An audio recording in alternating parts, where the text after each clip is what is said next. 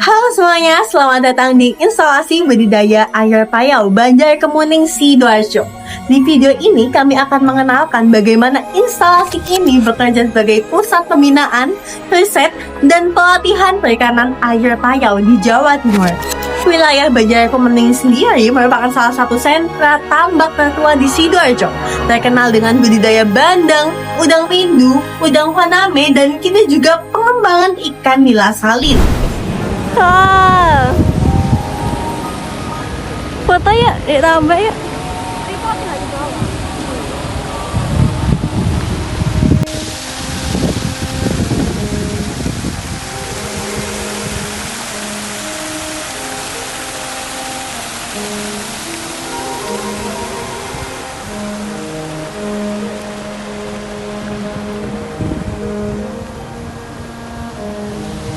Instalasi ini berada langsung di bawah Dinas Kelautan dan Perikanan Provinsi Jawa Timur, serta mendapatkan arahan teknis dari Direktorat Jenderal Perikanan Budidaya, Kementerian Kelautan dan Perikanan.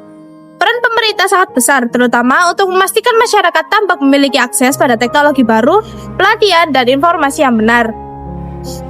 IPA Banjarkemuning sejak awal dirancang sebagai tempat pelatihan pembudidaya, pusat demonstrasi teknologi, sekaligus lokasi penelitian lapang. Di sini masyarakat bisa belajar mulai dari teknik persiapan tambak, manajemen air, pakan, hingga cara meningkatkan kualitas hasil panen.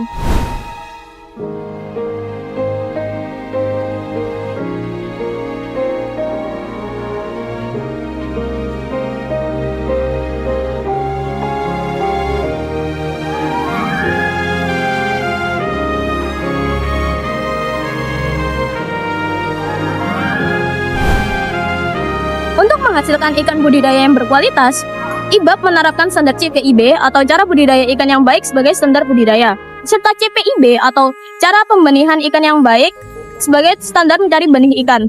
Melalui standar ini, setiap proses mulai dari pemilihan induk, persiapan kolam, adaptasi salinitas untuk nila salin, pemberian pakan, hingga biosecurity dilakukan secara terkontrol agar hasilnya aman, sehat, dan berkelanjutan. Pelaksanaan CPIB dan CBIB juga menjadi pedoman untuk menekan risiko penyakit, meningkatkan efisiensi pakan, dan mengoptimalkan pertumbuhan ikan serta udang. Dengan penerapan standar inilah, instalasi ini mampu menjadi rujukan bagi pembudidaya dari berbagai daerah di Jawa Timur.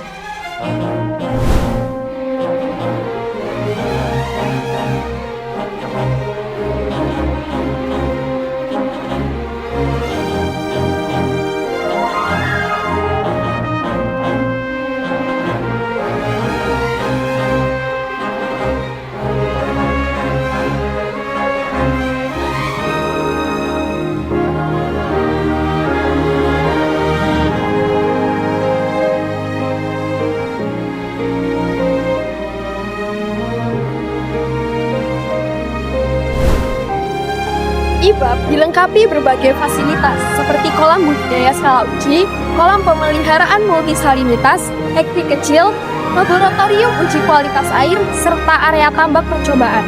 Semua ini digunakan sebagai pusat pengembangan teknologi budidaya air payau, termasuk pengembangan ikan nila salin, yaitu ikan nila yang mampu hidup di air payau melalui proses adaptasi salinitas. Nila salin menjadi salah satu fokus karena dapat menjadi alternatif usaha bagi petambak yang lahannya sering mengalami perubahan kualitas air atau intrusi air laut. Selain fasilitas fisik, IBA Banjarkemuning memiliki peran sosial yang sangat penting. Banyak program pelatihan yang dilakukan untuk meningkatkan kemampuan budidaya, mulai dari teknik dasar, manajemen usaha tambak, hingga pengelola teknologi terbaru. IBAB juga membuka kesempatan bagi mahasiswa, peneliti, dan kelompok pembudidaya untuk belajar langsung melalui praktik lapangan. Dengan adanya komoditas seperti nila salin, masyarakat tambak mendapat pilihan baru untuk diversifikasi usaha, sehingga risiko kegagalan bisa ditekan dan pendapatan bisa meningkat. Melalui kegiatan riset, pendampingan, dan edukasi, IBAB Banjarkemuning terus berkomitmen menjadi pusat inovasi perikanan air payau di Jawa Timur.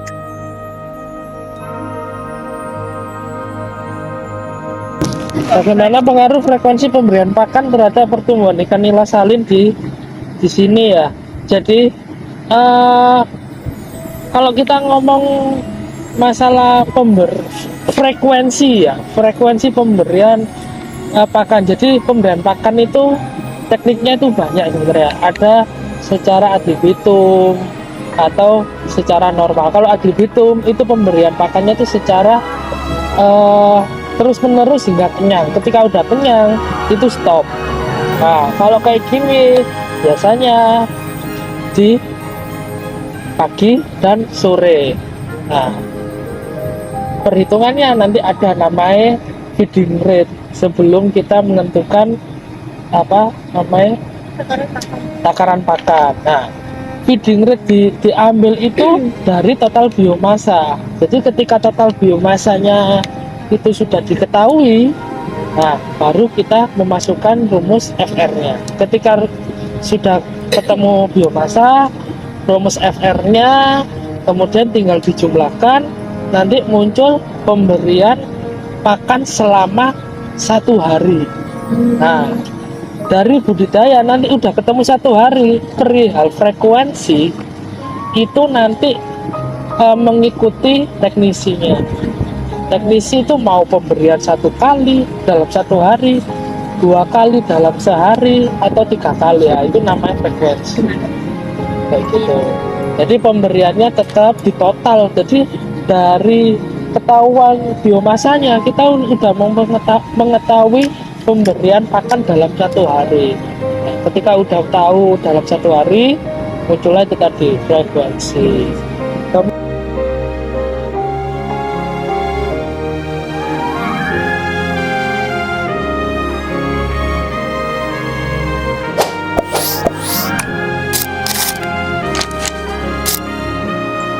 Tujuan penelitian kita adalah Mengetahui pengaruh kualitas pakan atau frekuensi pemberian terhadap DO ikan dalam proses budidaya. kedua, menganalisis pengaruh kualitas air dalam hal ini pH terhadap DO ikan. Yang ketiga, mengevaluasi hubungan kedua faktor antara air dan pakan secara bersamaan menggunakan analisis SPSS. Yang terakhir adalah menentukan faktor mana yang paling dominan memberikan pengaruh terhadap DO ikan.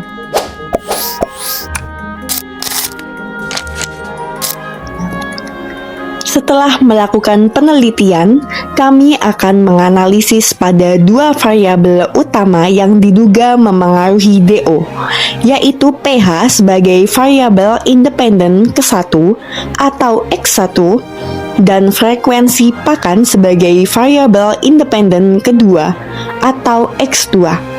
Tentu, DO sebagai variabel dependen atau Y.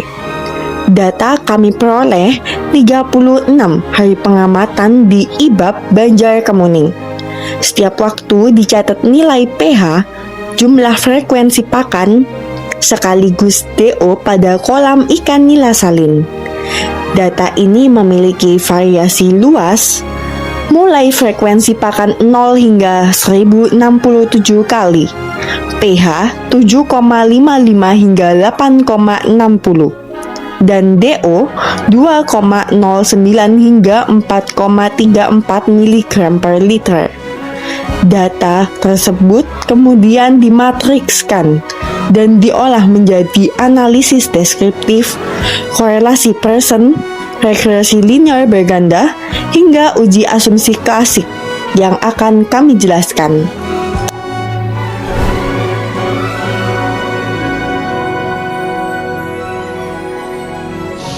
Langkah pertama dalam penelitian kami adalah melakukan statistik deskriptif untuk memberikan gambaran umum mengenai karakteristik data. Hasil analisis menunjukkan bahwa DO memiliki nilai minimum 2,09 mg per liter, maksimum 4,34 mg per liter, dan rata-rata sebesar 2,95 mg per liter. Dari rata-rata ini menunjukkan bahwa sebagian besar kolam memiliki kondisi oksigen yang cukup aman, walaupun ada beberapa hari yang dimana DO mendekati batas kritis di kisaran 2 mg per liter.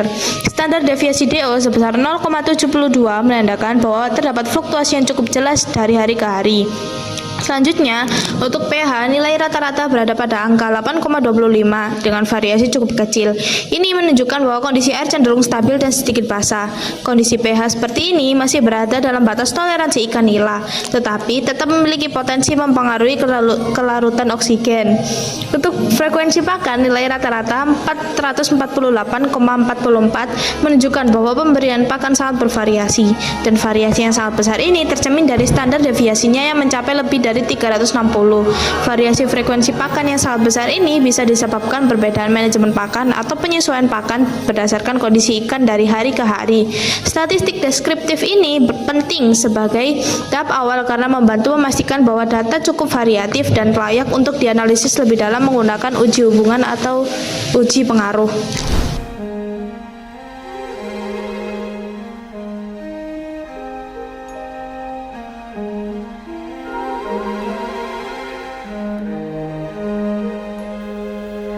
Hasil analisis korelasi persen memberikan gambaran awal mengenai hubungan linear antar variabel. Pertama, korelasi antara pH dan DO menunjukkan nilai R min 0,395 dengan signifikansi P kurang dari 0,05.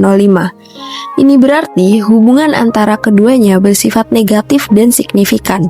Semakin tinggi pH air, kecenderungan DO akan semakin menurun. Secara ilmiah, ini dijelaskan oleh prinsip fisika kimia di mana kelarutan oksigen menurun pada kondisi air yang lebih basah. Selain itu, proses metabolisme ikan dan reaksi kimia air bisa berubah pada pH tinggi sehingga dapat menurunkan efisiensi oksigen terlarut. Kedua, hubungan antara frekuensi pakan dan DO menunjukkan korelasi negatif sebesar min 0,307, tetapi nilai P lebih dari 0,05, sehingga hubungan ini tidak signifikan. Artinya, meskipun secara kecenderungan peningkatan frekuensi pakan dapat sedikit menurunkan DO, tetapi pengaruhnya tidak cukup kuat secara statistik. Penurunan DO akibat frekuensi pakan bisa disebabkan meningkatnya aktivitas fisiologis ikan atau pembusukan sisa pakan. Namun, dalam konteks penelitian ini, variabel tersebut tidak berpengaruh dominan. Ketiga, korelasi antara pH dan frekuensi pakan menunjukkan nilai positif signifikan, yaitu R 0,416. Hal ini menunjukkan adanya pola bahwa semakin tinggi frekuensi pakan, pH cenderung meningkat.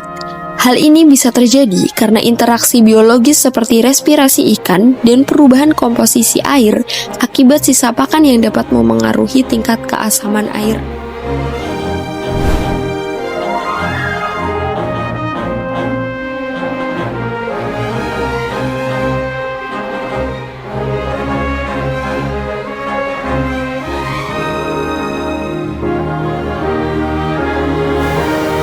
Pada analisis berikutnya, kami melakukan regresi linear berganda untuk mengetahui sejauh mana pH dan frekuensi pakan secara simultan maupun parsial memengaruhi DO.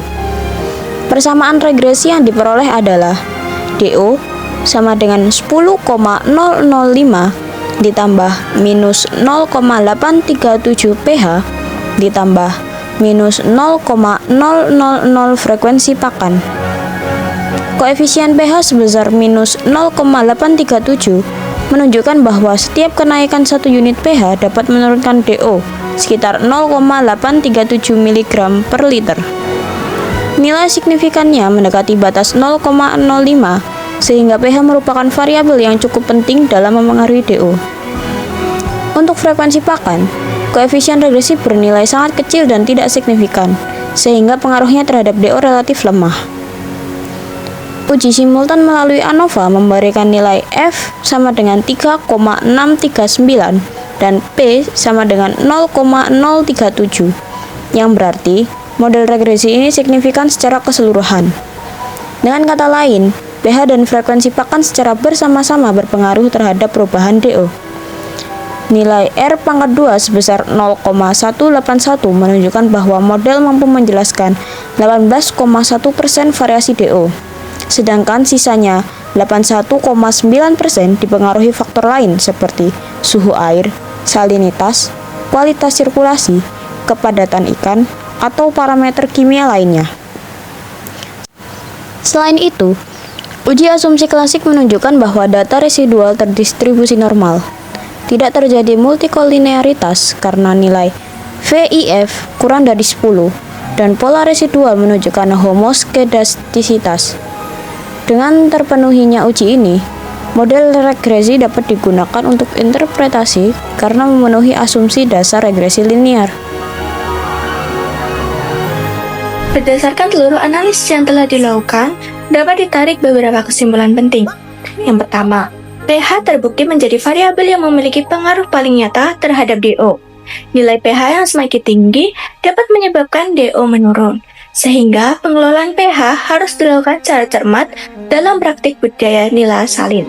Yang kedua, frekuensi pakan memang menunjukkan hubungan negatif dengan DO, tetapi pengaruhnya tidak signifikan secara statistik. Hal ini berarti bahwa meskipun pemberian pakan dapat mempengaruhi kualitas air, tetapi dampaknya terhadap DO dalam penelitian ini tidak terlalu besar. Metode yang digunakan mulai dari statistik deskriptif, korelasi Bayesian, regresi linear berganda, hingga uji asumsi klasik sudah sangat tepat untuk penelitian yang menggunakan data kontinu dan bertujuan melihat pengaruh serta hubungan antar variabel.